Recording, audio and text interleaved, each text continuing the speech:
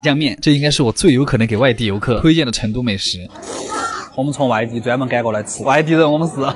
今天我们吃的这家店它特别的特别，它最早起源于17世纪末，200多年的历史，演变了很多次。但是我们今天去的这家店的版本，是我在外面生活一直念念不忘的一家店。有3个成都人都告诉我这家店，牛市口炸酱面，我吃惨了。真的没有人可以复刻它，也没有任何广告，就是吃。他家其实非常的便宜，你把这个菜单全部点一遍，也不到200块，但是没有人会全点一遍了。我要一个2两炸酱，加脆烧，加牛肉，加煎蛋，然后再要一个红油饺子，然后要一个鱿鱼抄手，再要个醉豆花。我馋了。吃面之前先来一碗粉蒸肉，它这个是那种很老式的小蒸笼牛肉，装盘之后会淋红油和蒜泥，不用咀嚼就能感受到粉质的细嫩，切得很小，所以牛肉更入味儿。回到成都之后吃什么，我感觉都很辣。我觉得它这个臊子搭到豆腐脑里面肯定也很好吃，别跟我争论什么甜豆腐脑啊。然后这个是用来味觉修正的，它叫醉豆花。我跟你说，他们家的醉豆花真的是很无敌，喝到嘴里就是冰冰凉凉的醪糟味，但是它那个酒酿的味道若有若无，它不会盖住豆花那个很细腻的味道，但它又很有存在感。它的醪糟的比例特别的好。然后就是炸酱面了，我一般还会配个红油水饺，讲究一个主食配主食，长胖又备食。我点的太多了，我没有想到你们家那么多。吃炸酱面的精髓就是把那个臊子和转，他家是成都特色的湿臊，但是我喜欢再加一份脆臊，口感会很奇妙。哎压了，和炸酱面真的是成都人的一门手艺。它面用的这种成都很刮料的，而且很粗的棍棍面，入口先是那个辣油的冲味，然后就是料汁里面那个淡淡的甜味，感觉酱料和面条的融合度很高，真的太香了。这家店出名是有它道理。那个面条嚼起来贼扎实，一筷子可以挂很多料，吃起来就是油润但不油腻，油会让那个面条变得更滑，更好进入你的喉咙。我感觉我肚皮上的油现在在跟着流。一口面一口水饺，它看上去是不是很像中水饺？但它这个皮儿其实比中水饺更劲道，每一个都是前一天晚上娘娘现包的，肉馅压得特别实。你看着它红油很多哈，但实际上它是甜口的那种。吃了炸酱面可以吃这个放松，可能只是我吧。炸酱面里的煎蛋裹上一层红油，大户人家的体验。但是如果你觉得实在是太辣了，他家还有个鸡汤抄手，而且是鱿鱼炖鸡。我们家每年大年30的时候就吃这个汤，但是从来没想过在里面炖抄手，这个比龙抄手不知道好吃到哪儿去。一道传它的鸡汤真的太浓了，一点点黑胡椒，再带上一点海鲜的味道，光是这个汤就很鲜。所以如果你怕辣，就炸酱面配抄手；不怕辣就配红油水饺。其实，在成都这种很有烟火气的社区小店还有很多，面也好吃，那个也好吃，都是街坊邻居口口相传的好店。很多人都说成都人对浪漫过敏，但是这些街边小店不就是浪漫本身吗？阿杰推荐指数9.5分，烤样。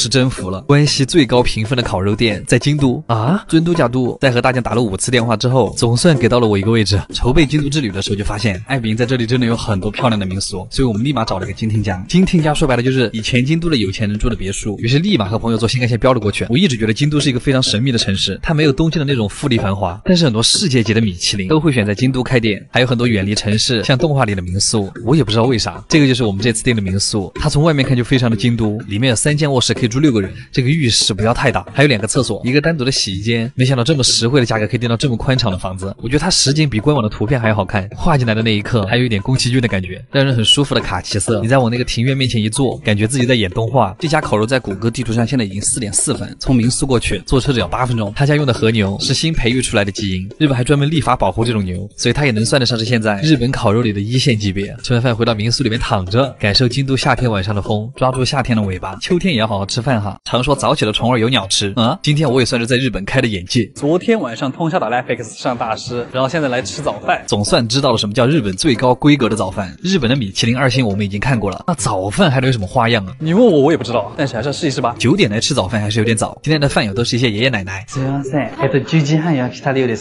坐下以后啊，先给了一杯番茄汁，然后会问我们要冰焙茶还是冰抹茶，非常讲究。热知识，日本餐厅1年4季只提供冰水。不愧是日本最高规格的早饭。我们甚至还有个前菜，是一道白白嫩嫩的柚子豆腐，挖下去基本没什么阻力。这种鲜豆腐发酵的味道，搭配一点粗盐和青柠皮的碎，就是清新又开胃。我怎么又单压了？然后这个是正餐的第一部分，全是一口菜，嘴小的可以吃2口。先从天妇罗开始吧，它是炸龙虾尾，奢侈，它炸的来特别的有嚼劲，有点像大明炖蟹的肉，很鲜。米饭可以无限加，也可以选白米还是玄米。全麦的米口感特别的饱满，它这个天妇罗面衣真的很薄，鱿鱼就是外脆里弹，咬起来嘎吱嘎吱的。它为了让这个茄子更加的吸水，它把那个表皮改刀改的才细。就是你们有没有吃过那个鱼香茄龙？它这个茄子的改刀比那个还夸张，看着非常的清淡，但是私底下汤却很浓啊！什么比喻啊？是一种特别浓郁的油香，特别的吸汁。它下面那个汤汁是油油的，但是它带一点点生姜末的。你们也知道鲷鱼本身吃起来就很鲜美，它是芝麻配的鲷鱼刺身，芝麻酱又自带一种坚果的脂肪香气，有点像东北肉冻的感觉。这个菜里面的海藻吃起来特别的滑。现在在家里喝粥，妈妈会拌的小凉菜，这个就很像清炒上海青的味道，接了一点鱼肉的香味，炒了个素菜。这个是在日本早餐里经常可以看到的牛肉酱，吃吃起来其实就是卤牛肉的味道，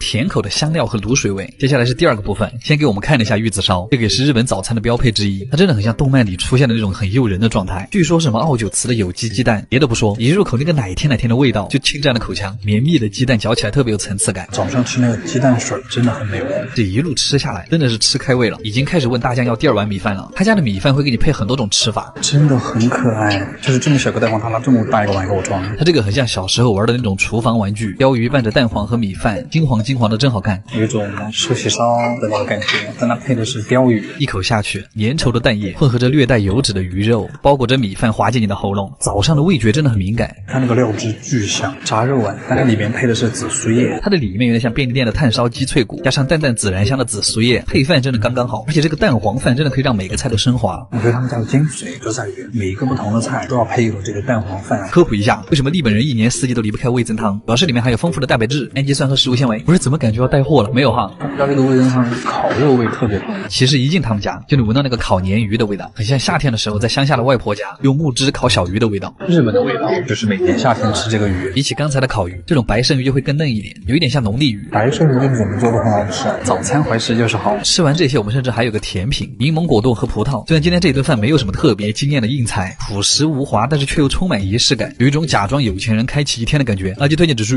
9分，嘎面。和牛在除了日本以外的地方已经卖到了天价，但是如果你问我来了日本应该怎么选店哦，台湾です啊，是的是，就选今天这种店，就是那种商务大叔带着女生过来吃的店，一般都不会错。今天我们去的这家店，它足足有4.18分，而且服务员为什么那么帅啊？在日本这样分段的烤肉一般都是4万到5万，何以解忧，唯有和牛，一顿不够2顿来凑。今天我们终于约上这家店了，又是这种座位全在2楼的隐秘店。